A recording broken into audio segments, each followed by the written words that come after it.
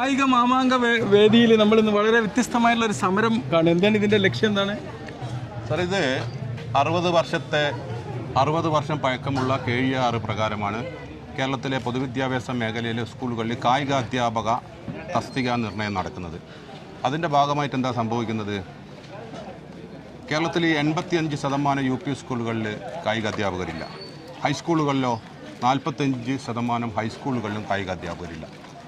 LP സ്കൂളുകളിൽ കായികാധ്യാപകരില്ല, higher സെക്കൻഡറിയിൽ കായികാധ്യാപകരില്ല, vocational higher സെക്കൻഡറിയിൽ കായികാധ്യാപകരില്ല.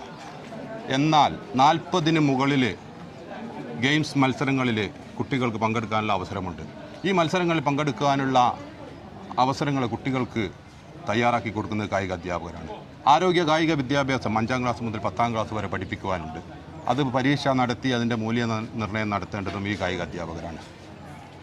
ഒരു UP സ്കൂളുകളിൽ 500 കുട്ടികൾ ഒരു കുട്ടി കുറഞ്ഞാൽ അദ്ദേഹം പുറത്തു പോവുകയാണ്. കഴിഞ്ഞോ? അദ്ദേഹം തൻ്റെ ജോലിയിൽ നിന്ന് പുറത്തുപോയി തനിക്ക് പരിചയമില്ലാത്ത മറ്റൊരു ജോലി സ്വീകരിച്ച് ഉപജീവന മാർഗം നയിക്കേണ്ട അവസ്ഥയിലാണുള്ളത്.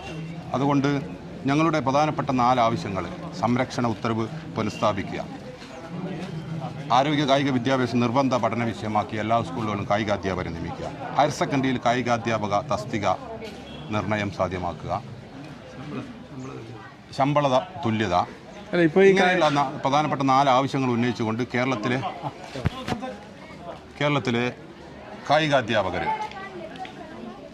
സ്കൂൾ ഇതര പ്രവർത്തനങ്ങളിൽ നിന്ന് വിട്ടുനിൽക്കുകയാണ്. സ്കൂൾ ഇതര പ്രവർത്തനങ്ങളിൽ നിന്ന് വിട്ടുനിൽക്കുക എന്ന് പറയുമ്പോൾ തങ്ങളുടെ സ്കൂളുകളിലുള്ള കുട്ടികളുടെ ടീം സെറ്റ് ചെയ്യുക, അവരെ മത്സരത്തിന് കൊണ്ടുപോകുക, ഇതൊക്കെ ഞങ്ങൾ ചെയ്യാൻ തയ്യാറാണ്. എന്നാൽ സബ് ജില്ലാ, ജില്ലാ, സ്റ്റേറ്റ് മത്സരങ്ങൾക്കുള്ള ഓഫീഷ്യേറ്റിംഗ് ഡ്യൂട്ടികൾ സബ് ജില്ലാ സെക്രട്ടറി, റവന്യൂ ജില്ലാ സെക്രട്ടറി ഇങ്ങനെയുള്ള സ്ഥാനങ്ങൾ ഏറ്റെടുക്കാതെ സ്കൂൾ ഇതര പ്രവർത്തനങ്ങളിൽ നിന്ന് വിട്ടുനിൽക്കുകയാണ് ഞങ്ങൾ ചെയ്യുന്നത്.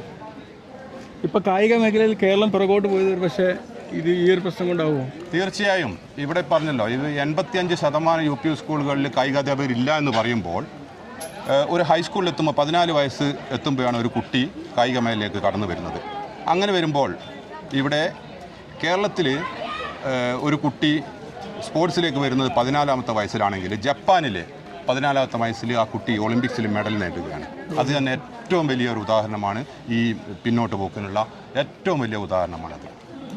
Okay, thank you. സാർ, മൈക്കില്ല, അതെല്ലാം മറന്നു.